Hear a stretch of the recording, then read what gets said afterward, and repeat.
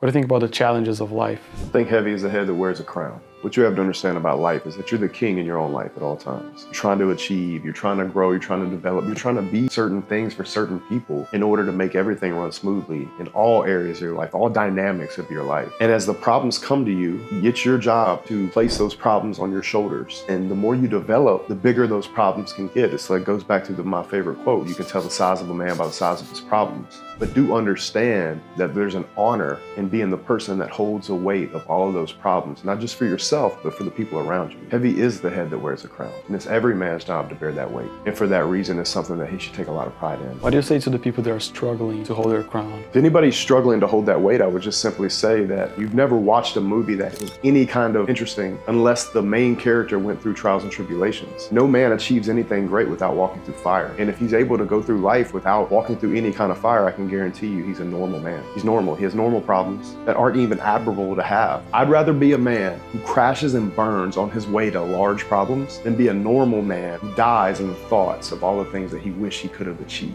That's not the man you want to be. What do you think of the victim mentality that most people have? I think it feeds itself. If you have a victim mentality, you're actually putting walls in a prison around yourself. You're training yourself to believe that bad things are going to happen to you. And you'd be shocked at just how much those things can come true for you. There was a point in my life where I decided that I would make everything that happened to me positive, even if it was blatantly negative. What that did for me is to shine a light on all parts of my life and focus on those things. And I noticed that the more my focus went to the light, the more light I found. So if you're in this cycle of thinking negatively, you should always consider shining the light on how you can flip every situation to be positive, because you'd be shocked at just how much light that can put into your life. And when you have more light, you get positive momentum and you start to move in the direction of positive, and you can set yourself free from that prison of negative thought.